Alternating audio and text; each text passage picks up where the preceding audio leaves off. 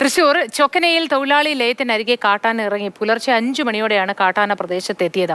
തുരത്താൻ ശ്രമിക്കുന്നതിനിടെ ആന ആളുകൾക്ക് നേരെ തിരിഞ്ഞു. ഇതിന്റെയും വിശദാംശങ്ങൾ നമുക്ക് ലിഷോയ് തന്നെ നൽകും. ലിഷോയ്, എന്താണ് ഇതിന്റെ കൂടുതൽ വിവരങ്ങൾ?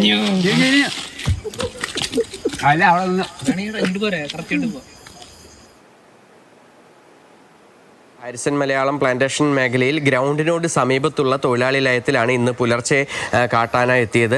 വീടിന് തൊട്ടടുത്ത്, ആ ദൃശ്യങ്ങൾ കണ്ടാൽ തന്നെ നമുക്ക് മനസ്സിലാകും, ആ വീടിൻ്റെ ചുമരിന് തൊട്ട് പുറകിലാണ് ഈ ആന നിൽക്കുന്നത്. ആ ടോർച്ച് അടിക്കുമ്പോൾ മാത്രമാണ് ആ ആന അവിടെ നിൽക്കുന്നുണ്ട് എന്നുള്ളത് മനസ്സിലാകുന്നത്. പുലർച്ചെയൊക്കെ ഈ മേഖലയിൽ ടാപ്പിങ്ങിനും റബ്ബർ ടാപ്പിങ്ങിനും മറ്റുമൊക്കെ തൊഴിലാളികൾ പുറത്തിറങ്ങാറുള്ളതാണ്. അങ്ങനെ പുറത്തിറങ്ങിയ സമയത്താണ് ആനയുടെ ഒരു അനക്കം അവിടെ ശ്രദ്ധയിൽപ്പെട്ടതും ആനയെ ശ്രദ്ധിക്കുന്നതും. അല്ലായിരുന്നെങ്കിൽ ഒരുപക്ഷെ ഏതെങ്കിലും തരത്തിൽ അറിയാതെ ആനയുടെ മുൻപിലെല്ലാം തന്നെ ചെന്നുപെടുകയായിരുന്നെങ്കിൽ കാട്ടാനയാണ്, ഏത് രീതിക്കും അത് പ്രതികരിക്കാൻ സാധ്യതയുണ്ട്.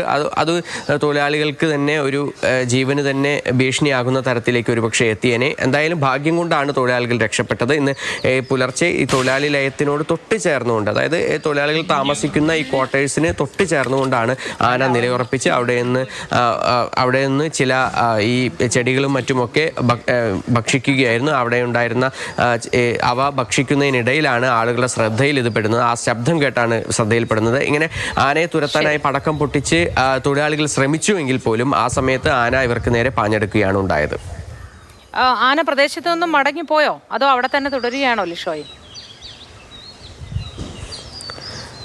നിലവിൽ ആന പ്രദേശത്തു നിന്നും മടങ്ങിപ്പോയിട്ടുണ്ട്. ഈ സ്ഥലത്ത് സ്ഥിരമായി, ഗ്രൗണ്ടിൻ്റെ പരിസരത്ത് സ്ഥിരമായി കാട്ടാനകളുടെ സാന്നിധ്യമുണ്ട്. അതുകൊണ്ട് തന്നെ തൊഴിലാളികൾ പലപ്പോഴും വളരെയേറെ ശ്രദ്ധിച്ചാണ് പുറത്തിറങ്ങാറുള്ളത്. എന്തായാലും നിലവിലത്തെ സാഹചര്യത്തിൽ ആന അവിടെ നിന്ന് പോയിട്ടുണ്ട്. പക്ഷേ ഏത് സമയവും ആന വൈകുന്നേരങ്ങളിലും രാത്രിയും പുലർച്ചെയും ഒക്കെ ആനയുടെ സാന്നിധ്യം ഈ മേഖലയിൽ ഉണ്ട് എന്നുള്ളതാണ് തൊഴിലാളികൾ പറയുന്നത്.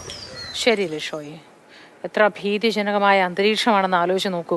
ആ ആൾക്കാരൊക്കെ ഇത്ര അടുത്ത് നിൽക്കുകയാണ്. കാരണം അവർക്ക് വേറെ നിവൃത്തിയില്ല, ഇതിനെ എങ്ങനെയെങ്കിലും ഓടിച്ചല്ലേ പറ്റൂ. ലിഷോയാണ് ഇതിൻ്റെ വിശദാംശങ്ങൾ നൽകിയത്.